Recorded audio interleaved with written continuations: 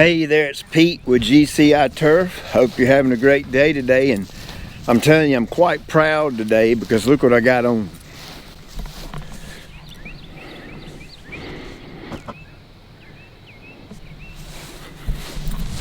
Yeah boy, Department of Homeland Security.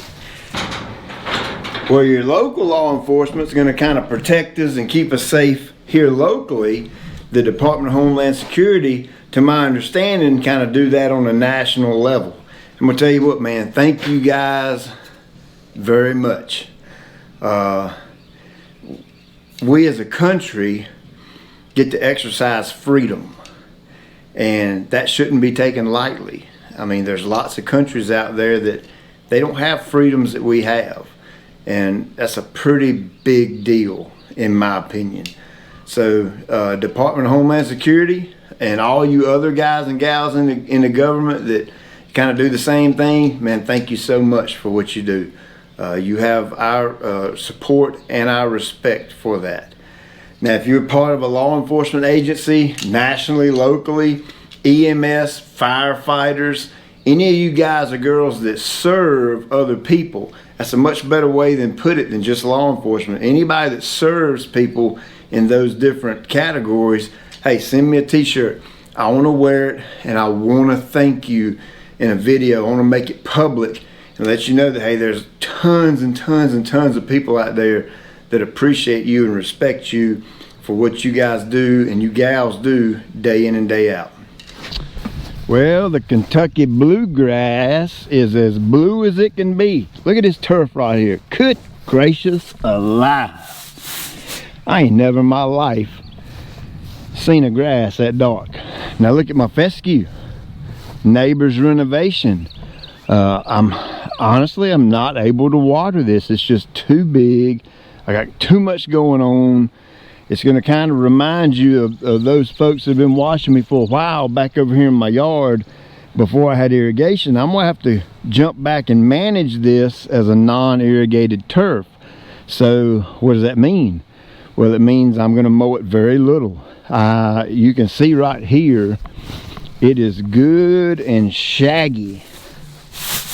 Good and shaggy. It's a little tall.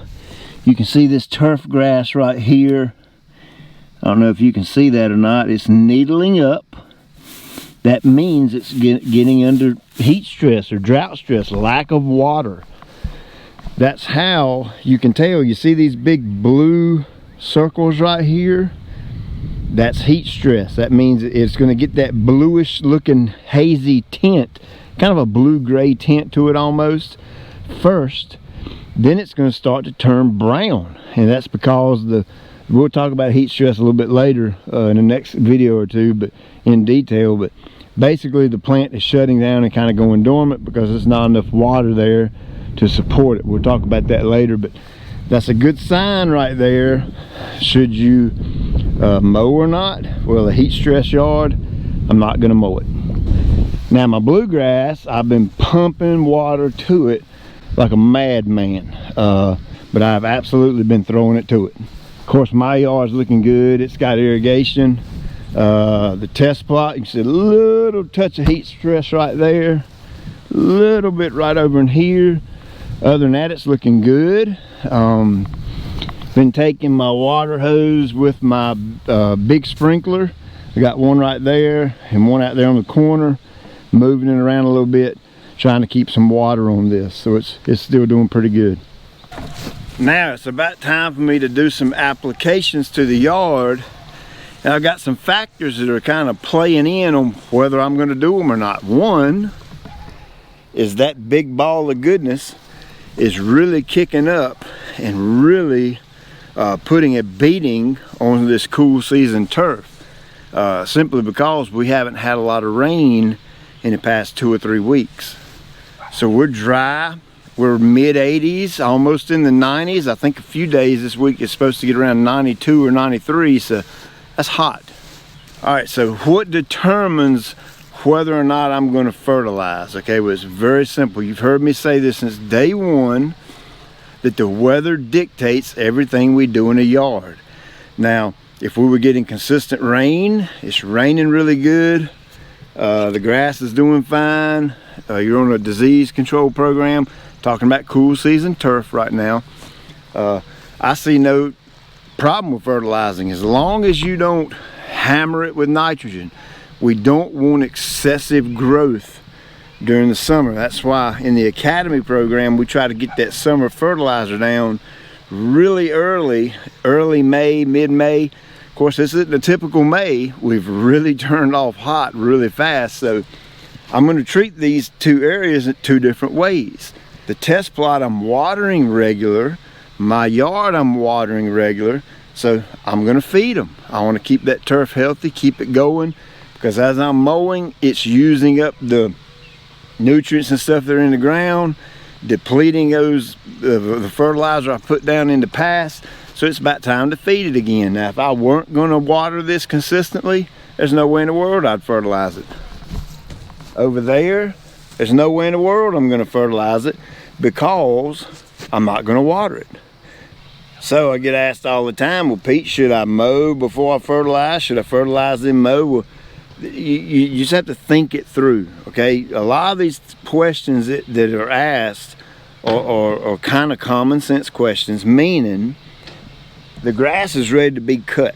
Okay, I've been gone in Indiana for 4, 5, 6 days, and I come back and it's done growed up. It's just ready to mow. So it really doesn't make sense for me to put my fertilizer down and then mow.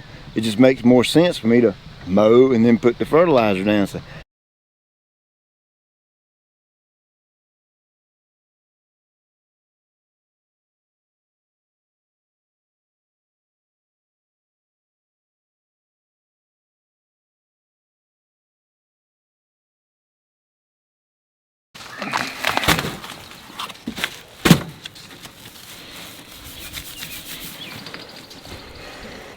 all right, so while I'm at it, I've got my machine out here, just been wide open busy, and so I wanted to speed things up. So fortunately I've been blessed with an actual lawn care company that has some cool equipment, and so I'm gonna take this permagreen and do my applications today, just to speed up some time. Now this right here is a Celiprin G, and you remember last fall, man, I had a daggone time with the armyworms. I'm telling you, they done a number, and so I really wanted to go after it hard this year. So that's why I'm using this Celiprin G, and it's supposedly a year-long control or season-long control, meaning from the time you put it down, it'll last about a whole year.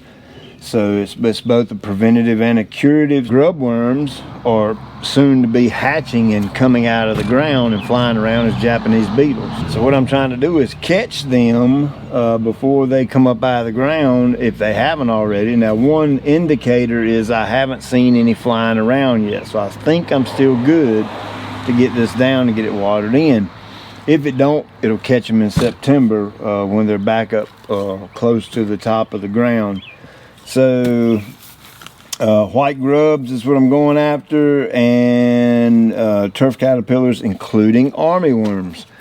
Product per 1,000 square feet is 1.15 to 2.3, and of course I'm going to go on the high rate because I really want to sock it to these guys. And I've got like 17,800 square feet, so I'm just going to call it 18,000 times 2.3.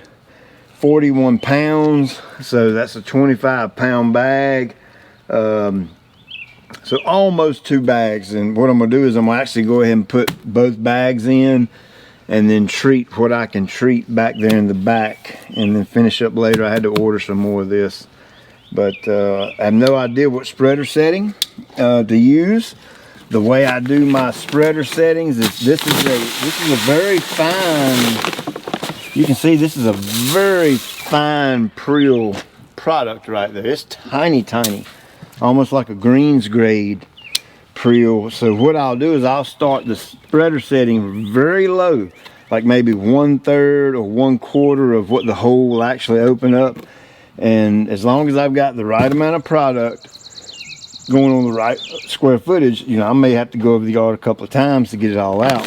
But for the last thing I want to do is open this thing up halfway or 3/4 or whatever, or kind of go by what Johnny or Billy or Bob said, and hey, it's spreader 32 setting or whatever, and then I dump all my product on halfway through the yard. So I don't want to do that. So good rule of thumb is always start with a low spreader setting, work your way up, and once you apply this stuff a few times, or your fertilizer or whatever, you'll learn what your spreader settings are, and then you can roll with it from then on out.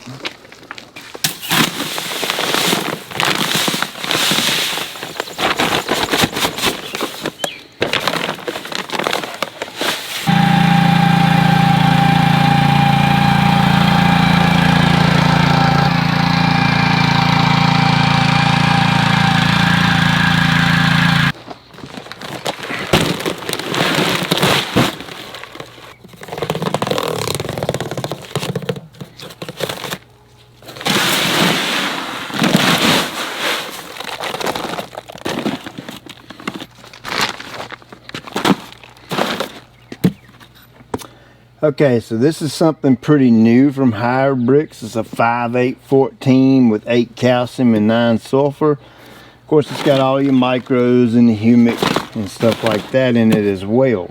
So I picked up the phone one day and called them and said, hey man, I need to make a fertilizer that I can use for soil amendments or based off soil tests.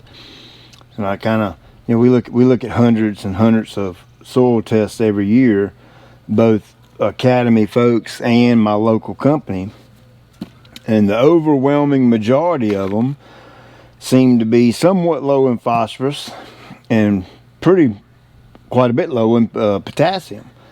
And so I got with Mr. Dan and said, we need to make something like a 1, 2, 3 analysis, somewhere in that range. And we bounced some numbers back and forth off each other, and we kind of landed with this soil alive soil amendment. And of course, my intention was at first to solely have it for soil correction, you know, based off of soil tests. And you know, if you come back low here and low there, now I've got something to recommend. Well, put 4 bags of this down, or 2 bags of this, or whatever. And this would kind of cover it, kind of be like a catch-all product. And I got to thinking, I said, man, that would be a killer summertime fertilizer for cool season turf. Low nitrogen. It's got a big old shot of calcium in it to kind of help with the stress. Big old shot of potassium to help with the stress. And not to mention color. The sulfur and the potassium, along with a little touch of nitrogen, will give you a little bit of color boost. Well, I'm kind of expecting a good color boost. Here's the deal. If you're running the academy program and you've already put down your pasture, do not go buy this and put it out, okay? The objective with all this stuff on, or at least my objective, with all this YouTube thing, and I'm sure the other guys will agree with me, it's not to put all these different products in front of you so that you go out and spend money and buy every single last one of them that we show you. To me, that's not the objective.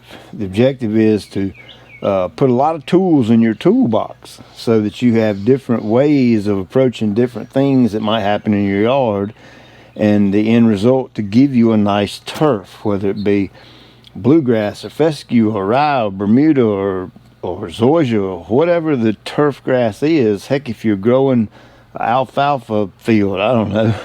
We want you to have a nice stand of turf or whatever the case may be. So just because I show you a new product doesn't mean you jump at the bullet and go buy it just so you can say, oh, well, Pete put it on his yard, or Pete put it on here, so I'm going to go buy it. Again, that's not the objective at all. We want you to have a nice turf, nice healthy turf, and I'm constantly working on new things and the old things to make them better.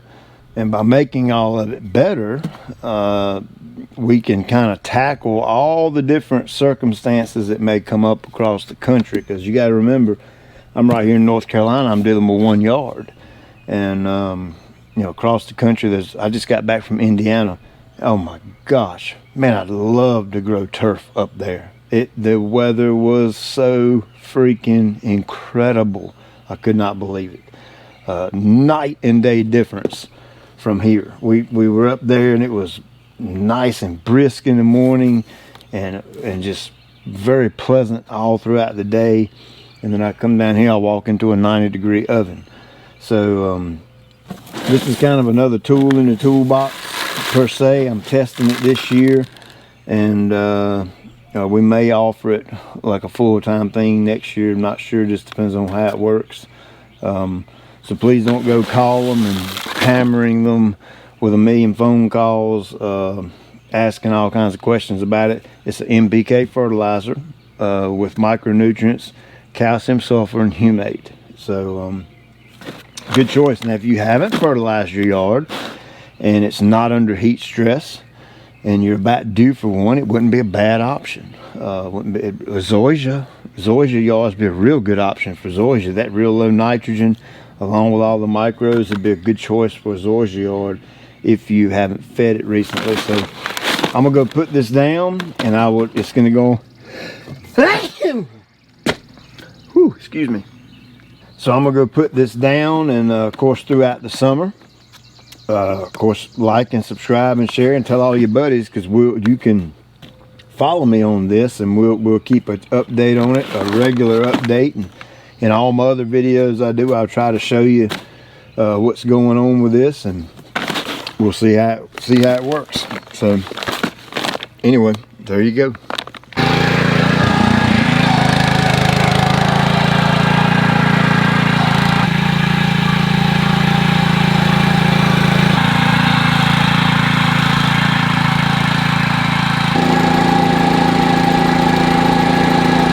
Alright, so there you go. Got my Carbon X down. The new higher bricks, I got it down. Got my Acelepryn down. So I'm good to go for a little while. I've got the irrigation set here to water tomorrow morning, so everything will get watered in good on my yard. And then tomorrow evening, I'll drag the hoses out there in the test plot and get that watered in. Again, just to kind of recap, if your yard is heat stressed or drought stressed and showing signs of stress, you don't need to fertilize it, okay? You need to spend your time watering it. If it's diseased, got fungus in it, right now is a good time to be getting fungicides out, especially for those cool season yards that in a hot, humid climate. Bermuda, Zoysia, St. Augustine, all you warm season yards, man, you ought to be rocking and rolling right now. Things are looking good around here, all except for we're a little dry right now, and my neighbor's yard's kind of showing it. Again, I can't get out there and water all that. It just doesn't make any sense to do so. So I'm gonna kind of revert and go back to managing it kind of like I used to manage my yard before I had irrigation. So I'm getting lots of emails about Carbon X and when is it going to be available again. Well, here's the deal. Got to be patient. Okay, brand new startup company. They got to work the kinks out. Sometimes that takes a while. Get on my email list, and as soon as it's ready, I'll email you. So hey, thank you for watching. I appreciate it, and stay in touch because I've got several new things I'm getting ready to throw at you that I think you're gonna like. I think it's gonna end up being pretty cool. So make sure you subscribe to the channel, and we'll keep you up to date on the yard and show you yard videos and that kind of thing. I've got tons to do. Really got to get to working on my edges here, because it's starting to get on my nerves a little bit. So I'll be making that video soon as well.